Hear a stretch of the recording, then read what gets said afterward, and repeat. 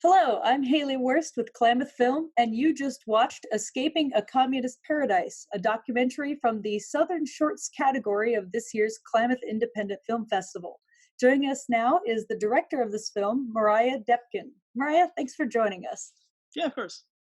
So, first off, I'd like to start with kind of a broad question just of what was the inspiration behind this? Yaya's story is pretty spectacular. Her son was a grade above me going to school, so I've known her for a really long time and had kind of heard little bits of her story when I was younger. And then when I got more into filmmaking, I was like, I feel like this is a story that should be told, and I think people would really enjoy listening to it. So I reached out, and she was more than happy to sit down for an interview, and it was great. So yeah. That's awesome. That's cool that you have a friendly connection with her and everything. And her story Yeah. is really interesting. So you said it was an interview. It was really watching the film. I thought it was really seamless how it was shot. I almost couldn't tell it was an interview. Was it kind of a combination of interview and a little bit of written, or was it all just her telling her story? It was all her just telling her story. When me and my interviewing partner Javante went over to interview her, we basically were like, we're just gonna let you tell your story, whatever you feel like is the most important thing from all of your experiences. Please just go for it. And she'd kind of written down notes of bullet points that she wanted to make sure that she talked about, because she's given a few talks in Alaska before about this topic, but nothing had been recorded or anything like that. And so, yeah, it was all just her words. And yeah, we didn't really tell her a specific direction. We had a few questions at the end that she answered, but yeah, it was all just her. That's fantastic. It was just so organic, and she just seems like such a wonderful, bright person. Yeah. I noticed the combination of the real footage with the animation. That was such a super unique idea. How did you come up with that and integrate that?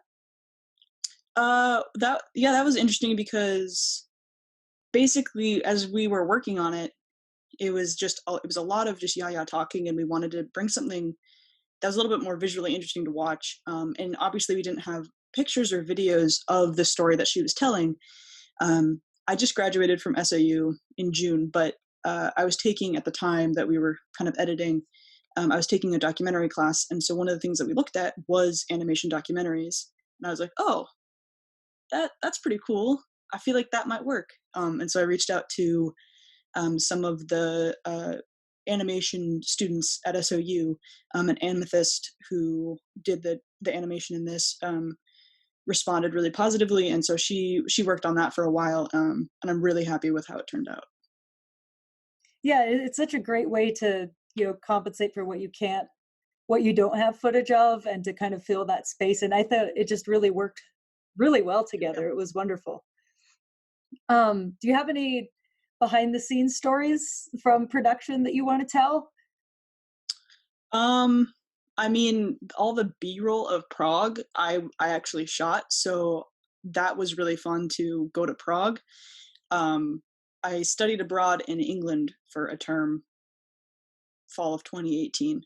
And so I took a few days and I traveled to Prague. And so I made a list of places that she had mentioned. And so me and my friend Sid, we just walked around Prague for a few days, just getting footage. And that was definitely probably like the most fun part of it, was to actually go to these places that she talked about, and had fond or not so fond memories of. Yeah, that's neat. I was going to ask you where the footage came from. That's cool that you got to Yeah. go there. What other experiences with directing or other projects do you have? I've done a few. Before that, I've done, I think, two narratives and another short documentary that I had done, um, which have actually also played at Klamath Film in previous years. Um, but yeah, so I've got like a handful of projects that I've done for class projects or just personal things. But that was at the time the biggest thing that I'd kind of taken on, because it had a lot of different aspects of archival footage, going to Prague to get B-roll, animation, and interview. It sounds like you've covered a lot of genres and different styles of filmmaking. Do you have a favorite? Uh, I don't know. There's something very the processes are just very different because one of the things in documentaries you kind of find the flow of the story in the editing room, whereas with a narrative usually you have something written and you kind of know where you want the beats to land. Um, so I think it's two very different things, but I really enjoy both and the different aspects that you can kind of dive into. What did Yaya think of the finished product? Oh, she really liked it. Yeah, I mean, getting into festivals is great and everything, but her opinion obviously is the one that I cared about the most. And so she watched it and she called me and she said that she really loved it. And she's actually called me a few times since to say that, you know, she sent it off to some of her friends who still live in Prague and they really enjoyed it, or some other film friends that she happened to have and they really enjoyed it. So yeah, she's really happy with how it turned out. And so it feels really good to know that she feels like I told her story well and I did it justice because it is, you know, such an amazing story. So yeah, she really liked it. So, what do you think? You talked a little bit about the inspiration about wanting to tell her story. Uh, what would you say, aside from that, maybe, or coupled with it, would be the overall purpose of the documentary? What do you want an audience to take from it? I think, you know, one of the things that Yaya talked about that I didn't end up kind of putting in, but is that I feel like a lot of people don't really know necessarily specific aspects of that time period and what it was like to live in, you know, a communist paradise. Um, so I feel like, you know, I learned a lot uh, as I interviewed her, as I did research, especially for archival footage, finding out all these events for these different dates. Um, so I feel like, you know, I learned a lot, and I hope that people can kind of take away uh, a different perspective on something that I feel like a lot of people don't know about. Where did you film this? I filmed, so I'm from Alaska. That's actually where I am right now. Oh, neat. Um, yeah. And so, yeah, when I was back during the summer in between school, um, I filmed the interview part, and then yes, I went abroad for a term, filmed the B-roll there. But I did all of the editing, uh, like the animation, the sound design. That was all done in Oregon. Sounds like it's been all over the place. That's neat. Yeah. Is there anything just in general you'd like to tell the audience about your film, about the process, about Yaya herself? Um, I'd say adding in animation was definitely a new aspect for me. I've never really worked with animation, which is why obviously I looked to someone else to do it because I am not at all qualified to do that. And so that was a really interesting process because we had kind of basically had like this rough cut of what we wanted. And then it was like, oh, for this 15-second bit, can you add an animation that covers this? And so Amethyst would send me um, kind of like versions of it and drafts of it to get my approval. And I would say yes, or maybe add this little aspect to it.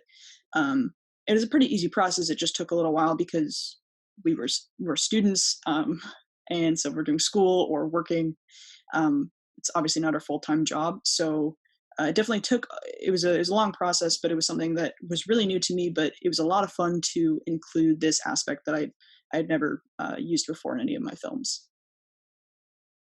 Would you like to maybe make more documentaries in the future, or do you want to return to narrative stories, or maybe a mix of both? Definitely a mix of both. I really love documentary and narrative. Ideally, I would be filming another documentary this summer while I'm back up in Alaska again.